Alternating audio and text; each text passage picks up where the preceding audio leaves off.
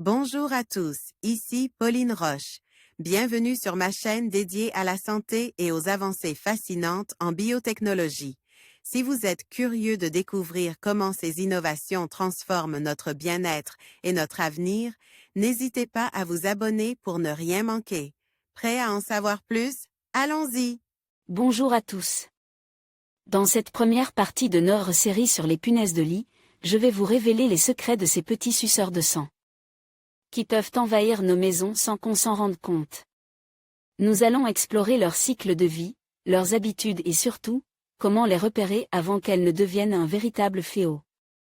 Restez avec moi pour découvrir tout ce que vous devez savoir sur ces insectes redoutables et comment vous en protéger efficacement. C'est parti! Méconnues du grand public il y a encore peu de temps, les punaises de lit arrivent en force pour parasiter nos nuits. Pascal Delaunay, entomologiste médical et parasitologue au CHU de Nice, dévoilait à Futura Science les mystères de ces petites bêtes. Vous connaissiez le pou et la puce, voici maintenant la punaise de lit. Cet insecte, qui figure parmi les plus anciens parasites de l'homme, se cache dans les matelas et vient sucer nos sang la nuit. Une fois bien installé, il est souvent difficile de s'en débarrasser. Or, pour mieux lutter contre un ennemi, il est important de bien le connaître.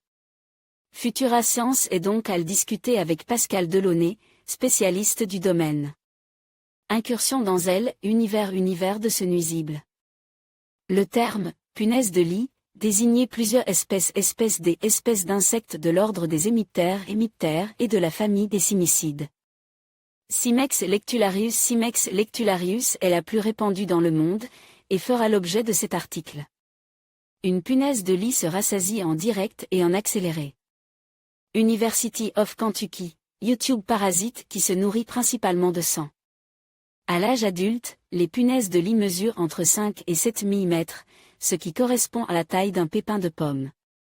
Elles sont donc visibles à l'œil nu et peuvent être facilement repérées si on les cherche, explique Pascal Delaunay. Les punaises de lit ne possèdent pas d'écailles et se déplacent en marchant sur un à 10 mètres. Heureusement, elles sont incapables de sauter. Le cycle biologique de la punaise de lit est assez complexe. L'œuf donne naissance à des larves qui donneront ensuite des adultes mâles et femelles. Il existe 5 stades larvaires différents. Les jeunes et les adultes fuient la lumière et sont surtout actifs la nuit, mais un coin de pénombre en pleine journée suffit à leur activité. Ils sont attirés par la chaleur et le gaz carbonique que nous dégageons. Une fois à proximité de leur proie, les punaises de lit utilisent leur appareil buccal conçu pour piquer et sucer le sang. Ainsi, à l'exception des œufs, tous les stades se nourrissent exclusivement de sang, indique Pascal Delaunay. Anecdote étonnante sur les punaises de lit. Pour faire sourire ou frémir, Pascal Delaunay ajoute quelques données déroutantes sur ces petites bêtes, des insectes vieux. Comme le monde, depuis des siècles, les punaises de lit sont les parasites les plus détestés. À ce que l'on dit, certains textes de l'époque des Aristote mentionnent déjà ces parasites. Selon Pascal Delaunay, on en aurait même trouvé dans des tombeaux égyptiens datant de 3550 ans, un long repas de sang humain. Les punaises de lit sont fines bouches et préfèrent le sang humain aux autres sangs. Le spécialiste précise que, quand elles se nourrissent, elles restent entre 10 à 15 minutes accrochées à notre peau. Selon lui, c'est pour cette raison qu'elles ne mangent que lorsque nous dormons ou que nous sommes très calmes, devant la télévision par exemple. Les punaises de lit mesurent entre 5 et 7 mm à l'âge adulte, et sont de couleur brune.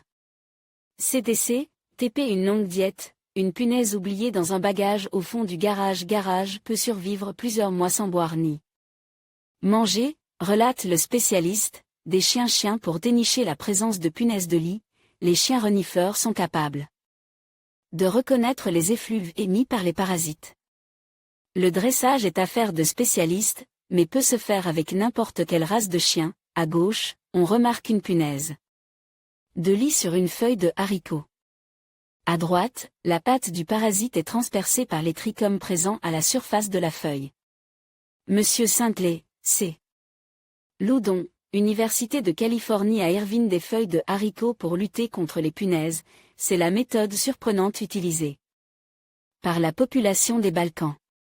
Une étude récente montre que ces feuilles présentaient à leur surface des structures microscopiques appelées trichomes, qui fonctionnent comme des lames tranchantes pour piéger les punaises de lit, une berceuse pour enfants. Aux États-Unis, les punaises de lit font partie de la routine d'endormissement. Une célèbre phrase est souvent chantonnée avant le coucher, « Sleep tight, don't let the bug bite », ce qui signifie « Dormez comme les bébés sans vous faire piquer par les punaises de lit ». L'infestation par les punaises de lit peut être très difficile à vivre. À suivre dans la deuxième partie de l'interview, Pascal Delaunay expliquera comment faire face à ces parasites. En conclusion, les punaises de lit, ces redoutables suceurs de sang, cachent bien des secrets. Leur résilience et leur capacité à se dissimuler en font des adversaires redoutables pour quiconque souhaite s'en débarrasser. Dans cette première partie, nous avons exploré leur biologie, leur comportement et les signes de leur présence. Dans la suite de notre série, nous aborderons les méthodes efficaces pour les éliminer et prévenir leur retour. Restez avec nous pour découvrir comment reprendre le contrôle de votre espace de vie.